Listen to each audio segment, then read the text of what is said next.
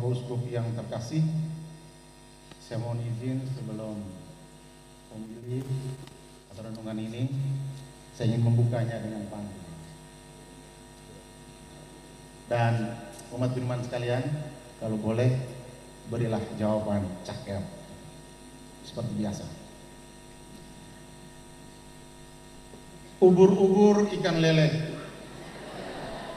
hai umat Maumere, mari berziarah bersama Maria Inenggae. Ubur-ubur ikan lele, mai sei kita lei sawe, lelenggae pera pawe. Ubur-ubur ikan lele, sawe-sawe potak tese, poyamapu gerak budi. Sawe-sawe potak tese, poyamapu gerak budi. Bapak Uskup yang terkasih, umat beriman, para putra dan putri Bunda Maria yang terkasih dalam nama Tuhan Yesus. Sawe-sawe potak deseh, poi amapu gerahude. Kata-kata ini boleh saya terjemahkan seperti ini: semuanya akan hilang lenyap, hanya Tuhan yang tinggal tetap. Kata-kata ini adalah kata-kata yang bisa kita baca di depan pintu gereja Tua Sika. Kalau yang belum pernah lihat gereja Tua Sika, yang menjadi salah satu ikon pariwisata rohani kabupaten ini, silakan setelah acara ini bisa berkunjung ke sana. Romo Hendrik Nong, pastor paroki di sana, bersama timnya akan memberi penjelasan yang bagus tentang sejarah gereja itu. Silakan, pergilah. Kata-kata itu tadi, sawe-sawe potak teseh, poyamapu gerahude, sungguh sangat menginspirasi.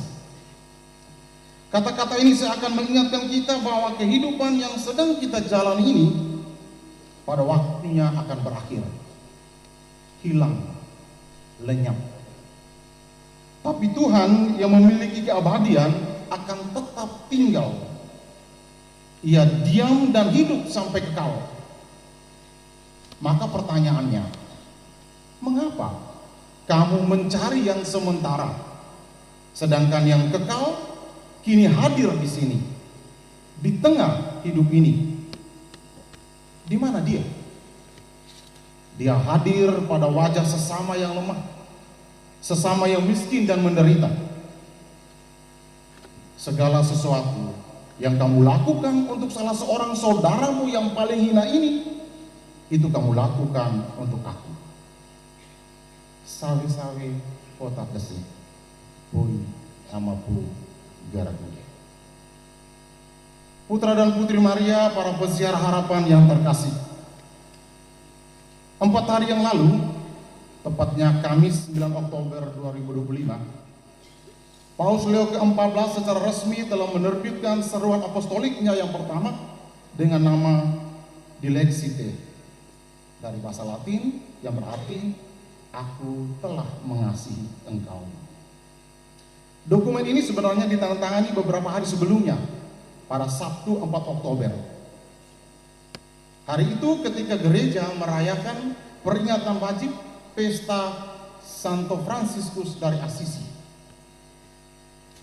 Tentu bukan kebetulan kalau Paus Leo ke-14 memaknai perayaan wajib Santo yang terkenal miskin, meskipun berasal dari turunan bangsawan di Assisi, Italia, yang menyebut bumi sebagai ibu, matahari sebagai saudara, dan bulan sebagai saudari itu, dengan meresipkan dokumennya yang pertama. Ini menandakan arah pastoral gereja di bawah kepemimpinan Paus asal Chicago, Amerika itu, yakni gereja yang rendah hati, dekat dengan rakyat, dan berpihak pada mereka yang paling membutuhkan. Komunitas gereja model ini terungkap melalui suara profetis.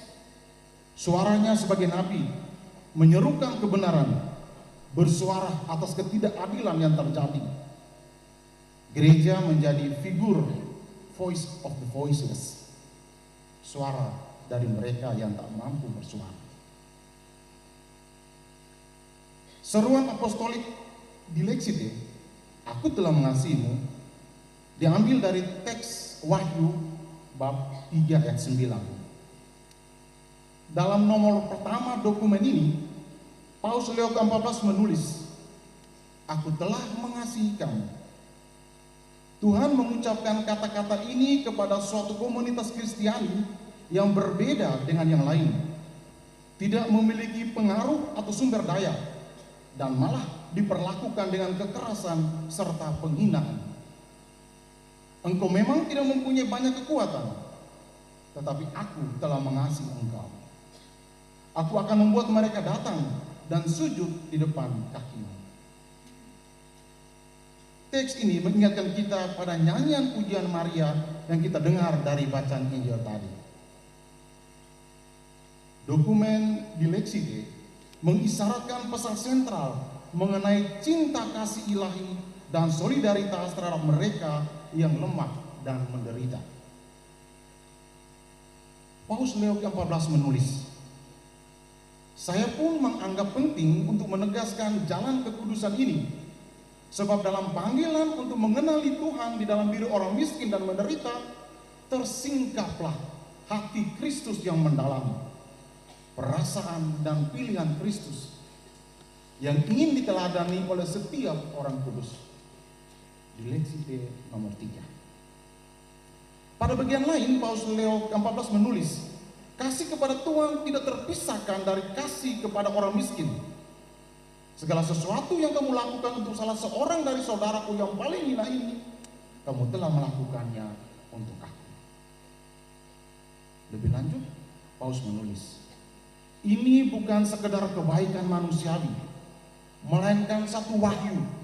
Perjumpaan dengan mereka yang hina dan tak berdaya merupakan cara mendasar untuk berjumpa dengan Tuhan. Perjumpaan dengan mereka yang hina dan tak berdaya merupakan cara mendasar untuk berjumpa dengan Tuhan. Dalam diri orang miskin, Tuhan terus berbicara kepada kita. Di Lexite nomor 5. Putra dan putri Maria yang terkasih, Paus Fransiskus ketika menjelaskan alasan pemilihan nama kepausannya bercerita bahwa setelah terpilih, seorang kardinal sahabatnya memeluk dan mencium dia sambil berkata, lupa hulir orang miskin, jangan lupa orang miskin. Seruan apostolik pertama dari Paus Leo ke-14 ini yang memberi perhatian istimewa bagi kaum miskin itu seakan mengingatkan kembali kita semua tentang situasi yang sedang dihadapi dunia saat ini, yakni ada banyak orang yang tak seberuntung kita. Ada banyak orang yang sedang menderita akibat dari krisis ekonomi dan krisis kepemimpinan yang sedang melanda di berbagai negeri dunia. Terutama krisis kepercayaan kepada para penyelenggara publik. Dunia sedang sakit. Ada berbagai praktek penyalahgunaan kekuasaan demi keuntungan pribadi sedang dipertonton kepada kita secara telanjang. Peperangan, konflik antar negara yang tak berkunjung henti, human trafficking, perdagangan manusia dengan segala dampaknya. Bayangkan, pergi merantau, pergi sendiri, pulang sudah dalam peti mati. Situasi lain, mandeknya pertumbuhan ekonomi dan macetnya peredaran uang di tengah masyarakat. Juga tanpa takut dan malu, banyak orang mengambil hak orang lain. Angka pertumbuhan ekonomi rendah yang mengakibatkan jumlah penduduk miskin bertambah secara signifikan. Bahkan sekarang ada satu istilah baru, ME. ME itu bukan itu kelompok kategorial pemerhati keluarga, medicine kanker, bukan itu. atau makan enak, bukan itu. ME itu miskin ekstrim. Dunia sedang tidak baik-baik saja. Dalam situasi dunia seperti inilah kita berjalan, kita bersiarah. Dalam situasi seperti itulah kita hidup saat ini. Dalam situasi seperti inilah mendiang Paus Fransiskus mengumumkan tahun 2025 sebagai tahun Jubileum Harapan. Paus Fransiskus mengajak umat Katolik untuk tetap memiliki pengharapan di tengah dunia yang kian memprihatinkan ini. Spes non contulit, harapan tak pernah mengecewakan. Inilah panggilan spiritual yang mendalam untuk menghidupkan kembali harapan yang terlupakan, menyalakan kembali lentera kasih, dan menjadikan pengampunan sebagai jalan menuju masa depan yang lebih manusiawi. Para pesiar, putra dan putri Maria yang terkasih, mendengar kabar bahwa Elizabeth saudaranya yang sudah tua dan mandul, tapi sekarang sedang mengandung, Maria yakin akan kuasa Allah dan segera bertindak. Maria segera berangkat dan dengan cepat menuju pegunungan di sebuah kota di Yehuda. Perjalanan ini jauh dan menanjak.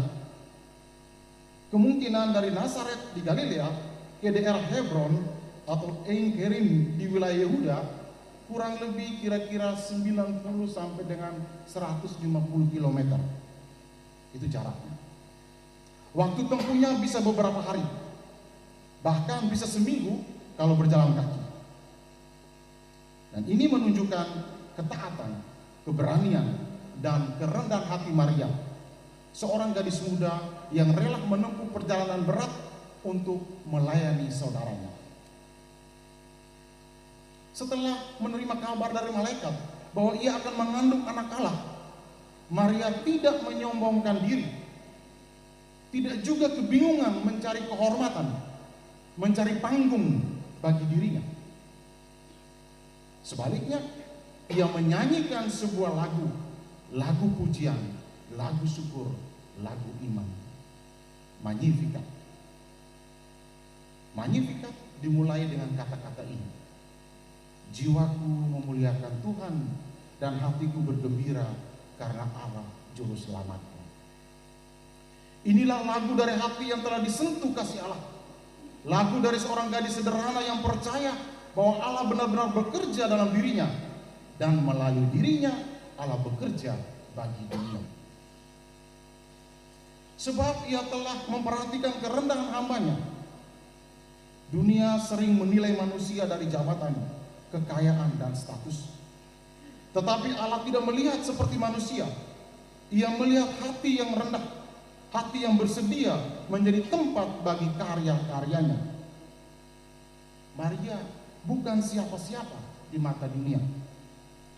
Maria seorang perempuan muda dari Nazaret, sebuah kota kecil yang bahkan tidak terkenal seperti halnya Yerusalem. Namun justru disitulah Allah bekerja.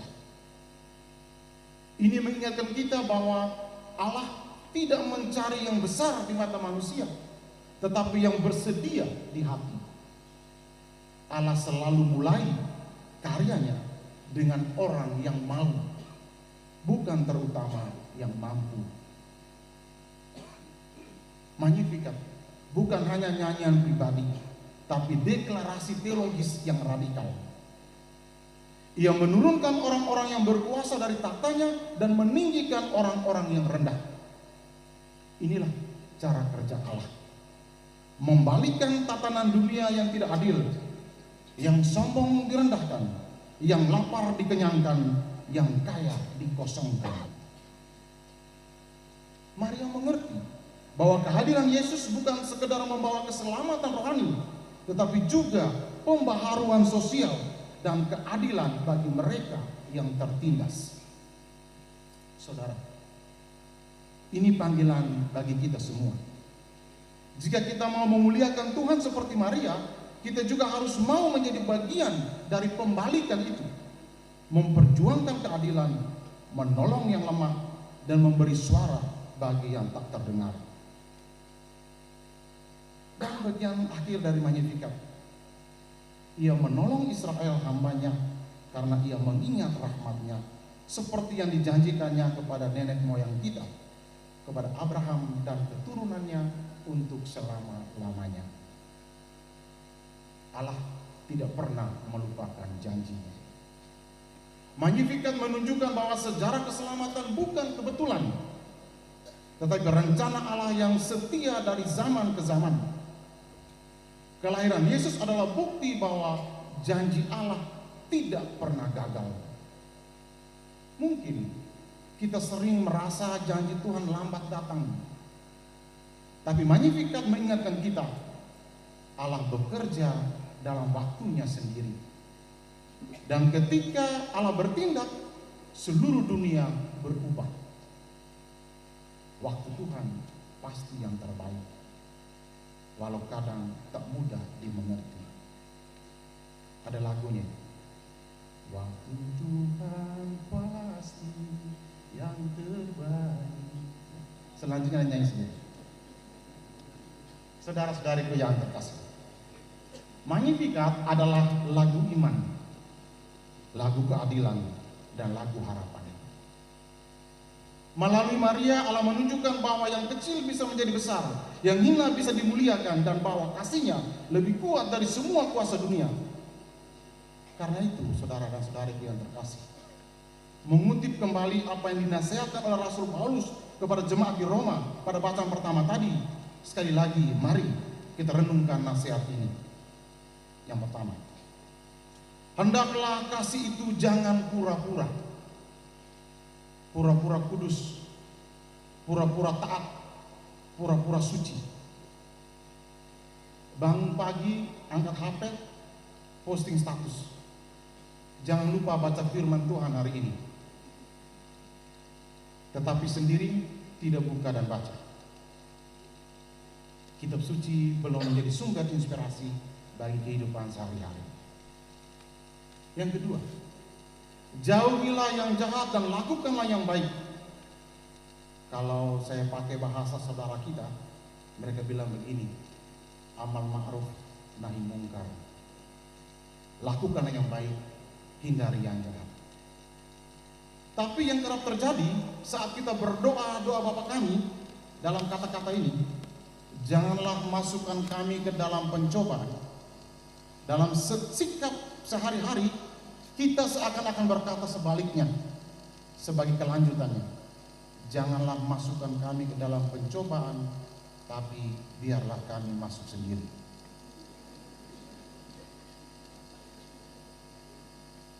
Yang ketiga, hendaklah kamu saling mengasihi sebagai saudara dan saling mendahului dalam memberi hormat. Yang terjadi adalah beri hormat kalau ada maunya, beri salam kalau ada kepentingannya.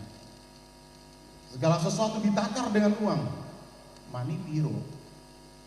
Emang lu siapa? Memang di dunia ini tidak ada yang gratis kecuali rahmat dari Allah.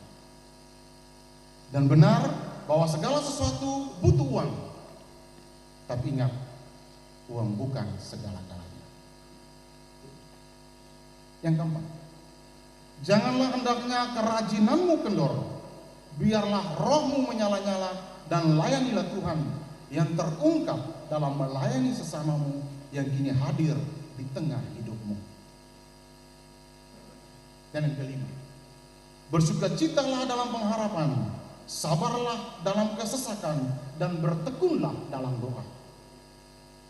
Doa memang tidak serta-merta menyelesaikan masalah, tapi doa memberi inspirasi untuk mengatasi soal. Doa adalah kekuatan bagi orang yang berpengharapan. Doa adalah ekspresi kerendahan hati di hadapan Allah. Doa menjadi inner beauty, keindahan yang mempengaruhi orang dari dalam diri, yang mempengaruhi karakter seseorang. Yang keenam, hendaklah kamu sehati sepikir dalam hidupmu bersama. Saudara dan saudari, sehati sepikir. Komunitas terbentuk dari sini. Ada persekutuan antar anggotanya. sehati sepikir dalam keluarga. Bapak dan mama saling berinteraksi. Anak-anak bertumbuh dalam situasi komunikasi yang sejati. Komunikasi dalam keluarga tidak tergerus dengan keasikan bermain gadget atau HP yang membuat jauh jadi dekat, tapi yang dekat jadi sangat jauh. Relasi antara pasangan suami istri sedang ditantang dengan sangat keras melalui penyangkalan akan kesetiaan. Perselingkuhan menjadi barang yang sedang digandrungi oleh manusia zaman ini.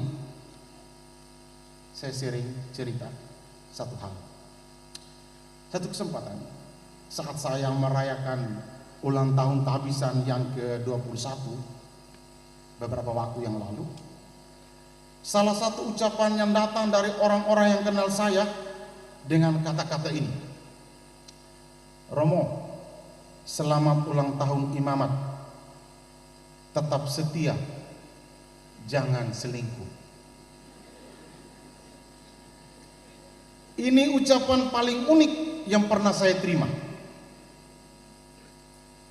Membaca ucapan yang unik ini, saya teringat satu tayangan TikTok.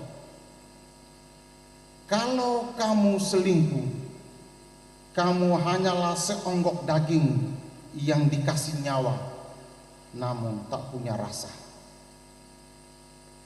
Harap catat baik-baik itu. Sehati sepikir. Sehati sepikir dalam lingkungan kerja. Sehati sepikir membangun dunia. Sehati sepikir melahirkan bela rasa, compassion, solidaritas. Engkau susah, saya bantu. Saya senang, engkau gembira. Di saat hidup saling menolong, di saat duka saling mengunjungi. Dan yang paling akhir, the last but not least, yang terakhir, namun bukan berarti tidak penting, yakni yang ketujuh, janganlah menganggap dirimu pandai. Di atas langit masih ada langit. Jagalah tuturmu, peliharalah lakumu. Akhlak mempengaruhi kata, sikap menunjukkan karakter. Putra-putri Maria yang terkasih, bersiara bersama Bunda Maria menuju sumber pengharapan berarti berjalan bersama Maria dalam hidup ini menuju Bapa di surga yang telah mengutus putranya Tuhan kita Yesus Kristus. Bapa di surga adalah sumber dan tujuan harapan kita. Saudara dan saudari, di Visum Fatima atau Visum Lela ini, kalau masing-masing kita berpikir bahwa rosario adalah doa yang membosankan karena mengulang-ulang doa Salam Maria yang sama, maka ingatlah akan seorang ibu yang setia di bawah salib putranya karena dosamu, kesalahanmu, kesombonganmu yang kamu lakukan berulang-ulang.